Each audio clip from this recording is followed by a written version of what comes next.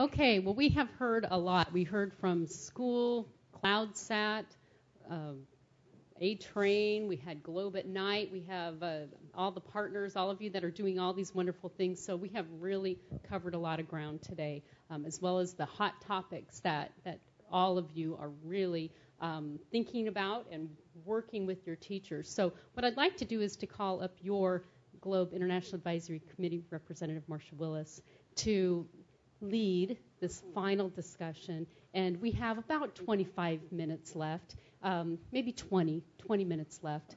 And so I'd like to just lead kind of a discussion, Marsha, if you'll please do that for us, about what we've done today and next steps and where we're going. And then if we could leave about 5 minutes left for you to complete that survey of this event. That was the survey that it's a pretty fast one. So we'll leave that for the last 5 minutes. So I'll turn it over to Marsha, and thank you for doing this, Marsha. So let me ask a question. Do you want to do this as a large open discussion, or would you like to have a smaller discussions at your table and then share out like we've been doing? What are you thinking? Large group. All right. So what have we done? Where do we want to go? Okay.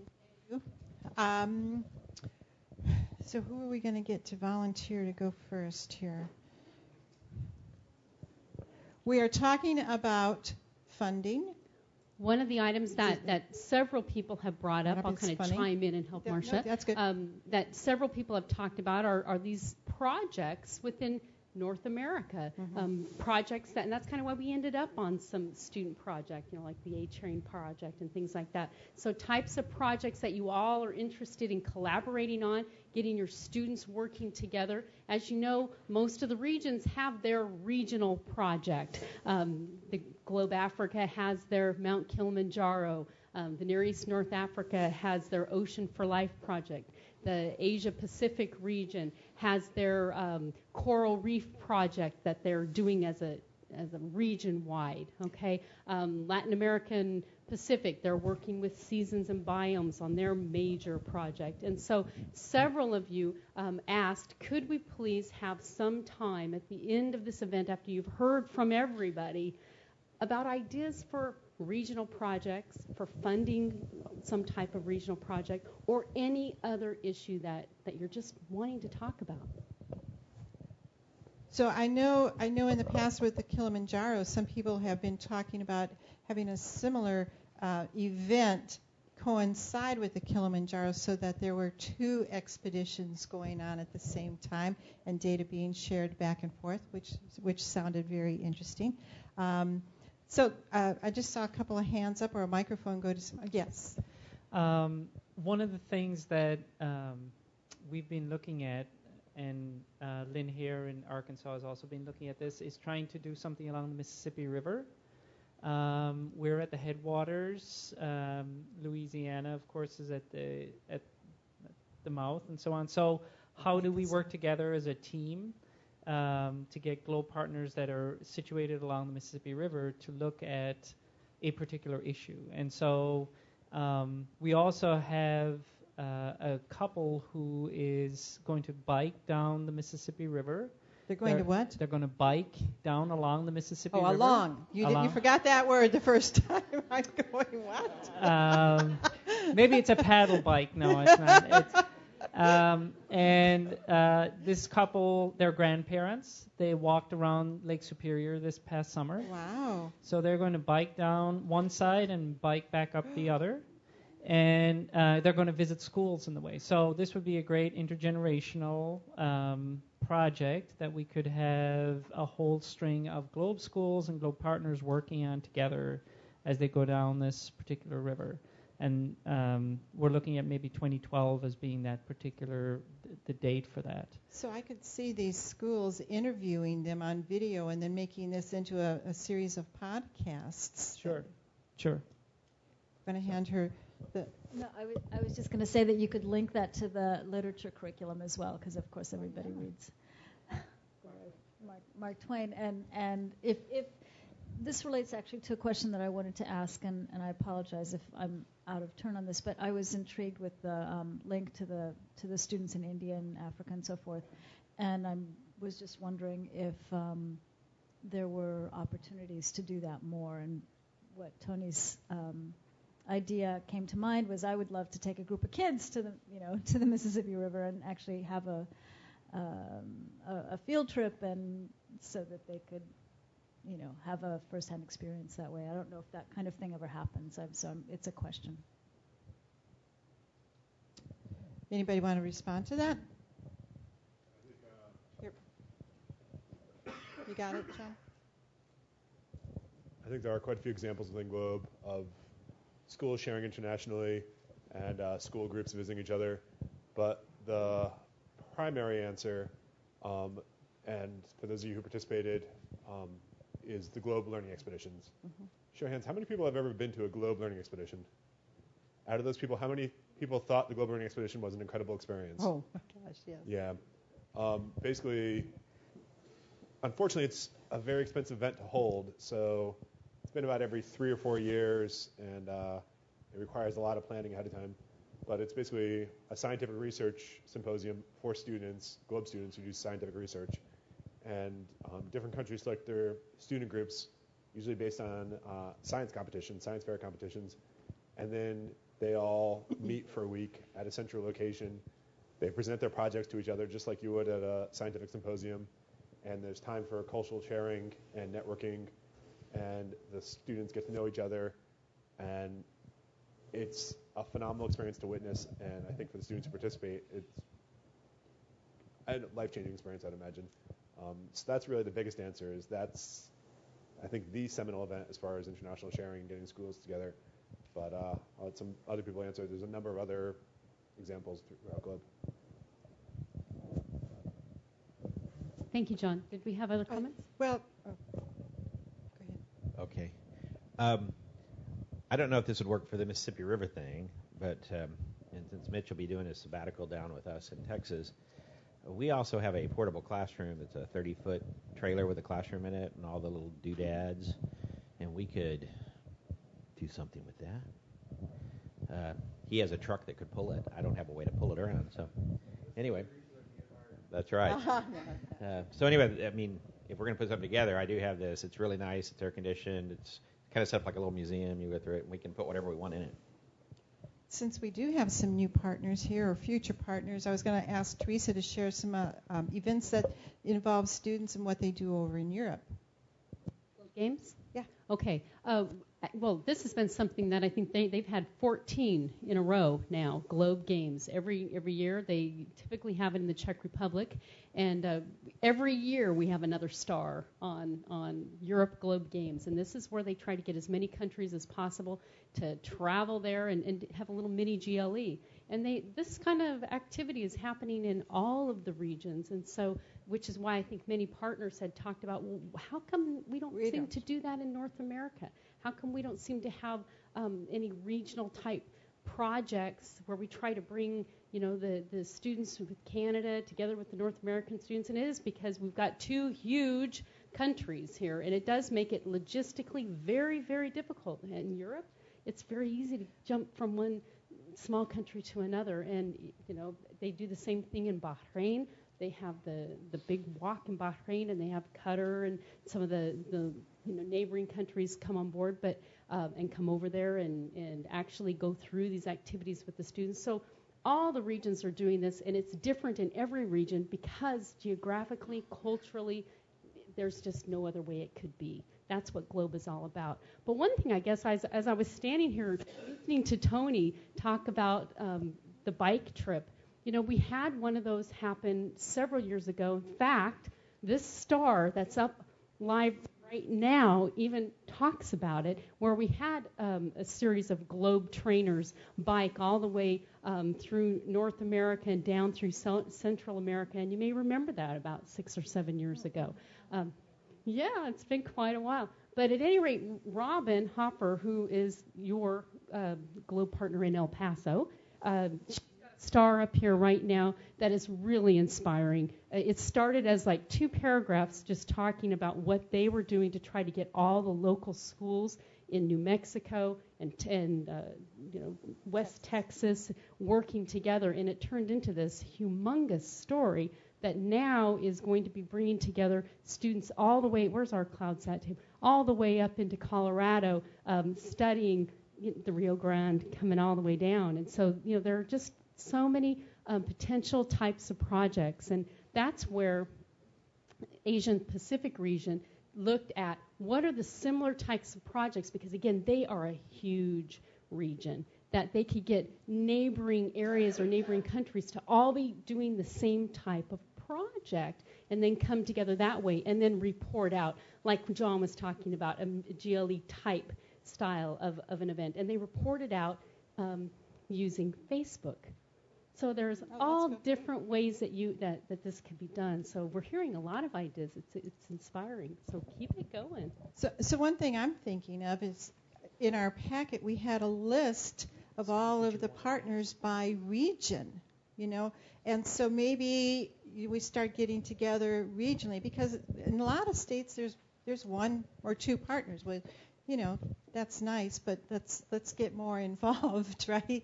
And so maybe that's another place to start. It would certainly cut down on the cost, because you wouldn't have as much traveling involved and whatnot, since you're just going to a neighboring state, or maybe it's in your state, but I think that would be a cool thing to start as well. I could add with that. Marsh and I kind of end each other's sentences a lot. Maybe we work together too much. But at any rate, one of the things that brought to mind is the venue of the regional NSTA meetings. Every regional NSTA globe has a networking session. Okay, it's a 2 to 3 hour blocked session where partners come together and meet from that region and talk. And typically we have partners and teachers that come together. They're fantastic. We've even had Globe students come. So maybe we want to try to think about, or together might try to think about, how can we make this larger? We typically end up having anywhere between like 15 people show up, 15, 20 or so is the max. But maybe if we really start promoting this, if that's something of interest, we can maybe make that be a bigger splash and bring regional everybody together. Go ahead. So one thought, real quick response to that. I mean, Mississippi River is great. There's a lot of great rivers around the world. So I could see that being a much bigger project than just that one basin. But I like the idea. The other point that I want to make is I'd love to see an opportunity or a mechanism where we could have a rapid response research projects.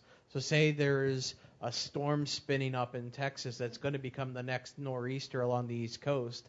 How great would it be if we could get people going, doing their observations right along with that, and watch the whole storm progress? That's interesting. We were, Mitch and I and Odell have been discussing about doing maybe a large project virtually. And, of course, you've heard Mitch talking about making apps, while he's on his sabbatical. So we came up with an idea that he said he would be willing to share. Oh. Yeah, he just wanted to give you the mic. Well, yeah, independently, I guess we were both watching the same presentation about clouds, and then I'm sketching out some ideas about clouds, and then Marcia comes over and says, hey, Mike just came up with a great idea, and I was feeding him some information. What about this? And I go, I was just looking at that. So we're thinking about a dichotomous key, making an app for dichotomous keys, using the GPS referencing component to find out where you are, using the a camera to take pictures of north, south, east, and west, determining types of clouds with the dichotomous key, cloud percent cover, and then an automatic send button. And what it would do would be to create a page sent in that would have that information from the time that you took it. In addition, what Marcia was thinking about was, what if we had a single day that everyone did it at the same time, and then we can see all around the country, and in fact all around the world at that particular time, what were the clouds like that at that specific time. So those are really some good ideas, and I think it's completely doable. So But then again, I'm Plus, a little bright-eyed in right now. CloudSat, you have to take that picture straight up.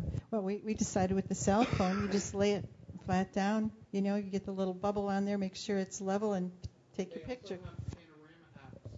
So, and then we could have a whole gallery of cloud. I mean, it sounds exciting to me. But that's something that wouldn't cost anything except Mitch's time and effort and. But I mean, I think it's a nice virtual thing that it's kind of like Globe at Night, everybody can participate. So I know you want to say something. I'll get. But Mine went off on another trail as you were talking. Pull in airline flight data to correlate with your contrail observations. Yeah. The other was talking about the regionals, and I know we had just a fabulous time in October when Gary and Eric came down to our state Science Teachers Association meeting. And I know I guess it's asking some of the more from the GPO, but anytime we could get your staff out to things like that built a huge amount of excitement with our teachers and with our staff and just turned into a real event. We had a great time with it. So here's another thing. You could invite Pasco or Veneer or somebody to sponsor a breakfast for your conference, like what you were just talking about, and have Teresa or somebody from the GPO come down and do a real quick talk and mingle and get to know each other. We did that. Forestry Suppliers was our sponsor, and it was a wonderful event. So I think all of you have your state conferences, or I'm sure you have something similar up there in Canada. But I think that would be a cool idea.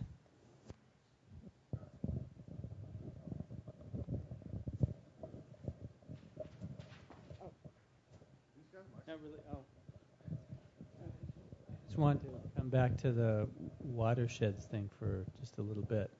I think we could all agree if you're going to draw any kind of line on the landscape that makes sense ecologically, it's a watershed boundary. There's a couple of other lines, but everything else is artificial, geopolitical, or whatever. And I think Globe is a natural, if you follow watersheds, you'll cross biomes, you'll cross all kinds of things. And so I was basically whispering to Mitch, about a project going from the Great Lakes actually southward, sort of tracking the landscape that emerged after deglaciation. I live in Connecticut, and you can follow the Connecticut River and the Hudson River, and they go all the way up to Great Lakes area. And so I've been on a slow burn to try and pull together resources and identify schools to partner on that. And being on Long Island Sound, we get effluent and everything from all the way up into New York, and yet New York doesn't, the upper part of the state doesn't really have much responsibility for Long Island Sound. So I'd really love to be able to get teachers and students studying and adopting small sections of river. I've sort of prototyped a couple of those strategies using something like wiki pages, where groups of students in a class will adopt a section of river. They have to go out there, take pictures, make some measurements, and they create a wiki page for that section of river. That's another possibility. And then link those all up, and with some kind of event where everybody gets together and shares that info. It's great. Watersheds are such a natural. Mississippi's good.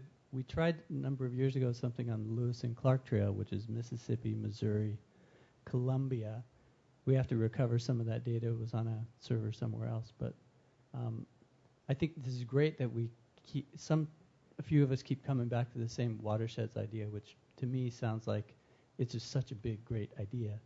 It occurs to anybody and everybody in their state or region. You're going to have issues that you can explore using Globe protocols on a watershed, so it'd be a good one to coordinate.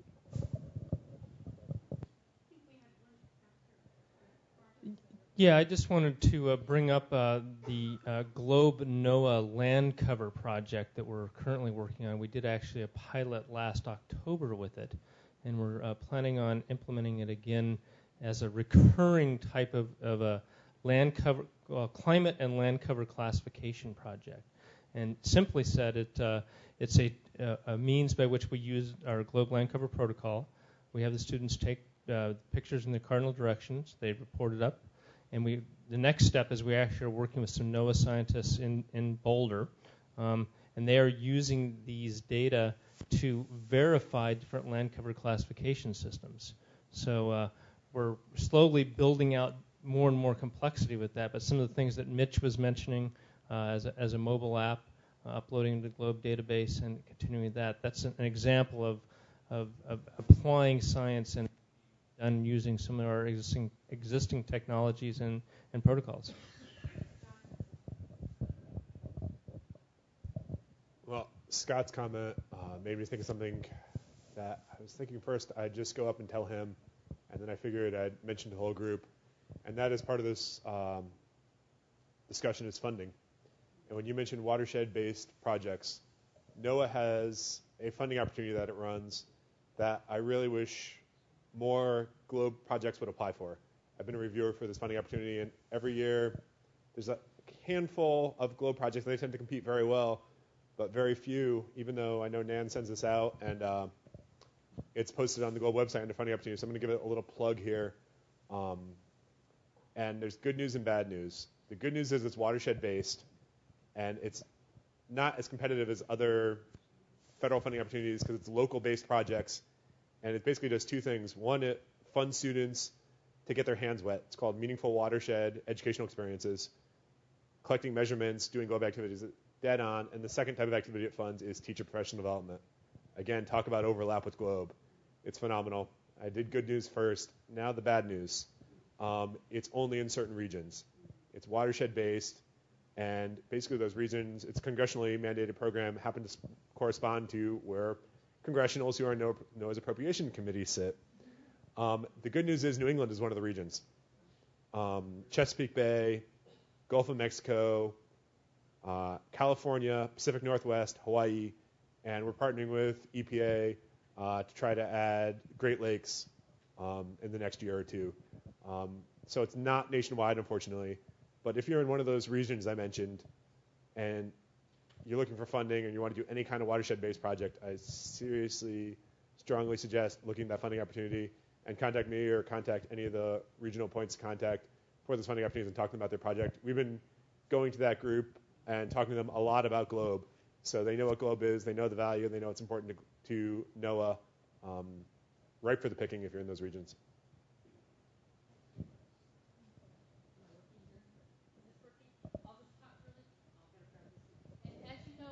Contact list, John's information is in there. So, if you're in one of those regions, make sure and contact him so you can find more about it. John, thank you. That was great insight.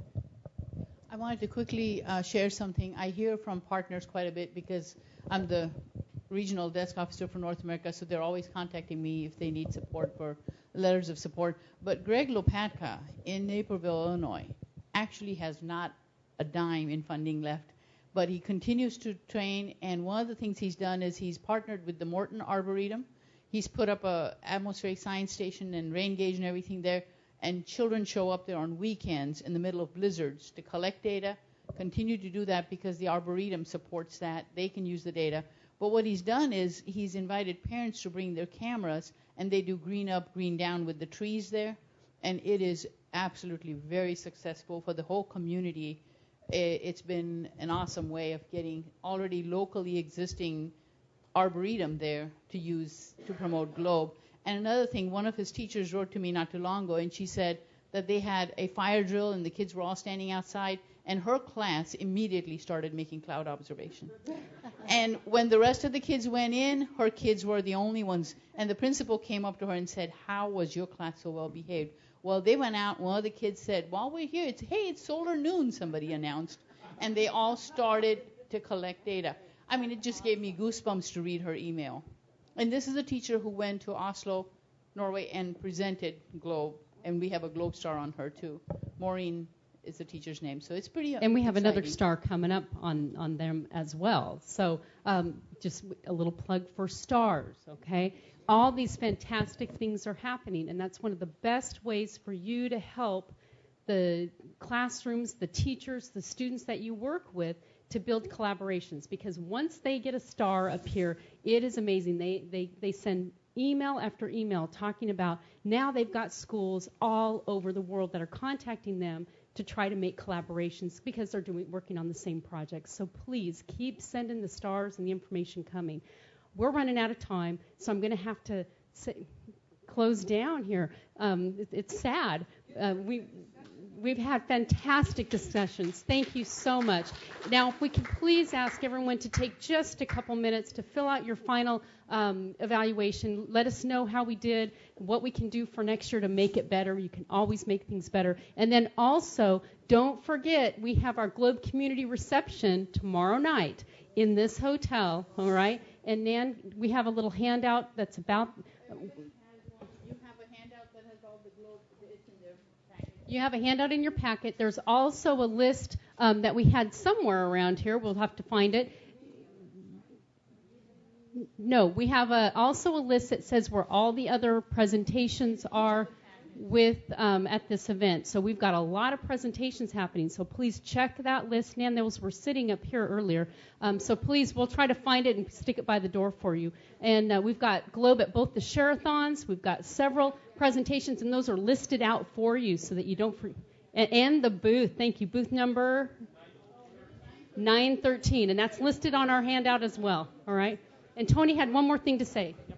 One presentation wasn't listed on there, and Laurie is doing a presentation about EcoStars with a teacher that we've been working with in the school district, and that's on Friday morning, 11 to noon in the Hilton Continental 3, and it's under EcoStars. That's why it wasn't listed under the Globe stuff. Okay, thanks. All right. Sorry that we missed that Globe presentation. So. Tony, and I have T-shirts for the first 25 people who come in the door. Ooh, T-shirts. All right. Okay, everybody at home that's joined in with us, thank you very, very much. We appreciate having you with us. All right, we're closing down. Bye-bye.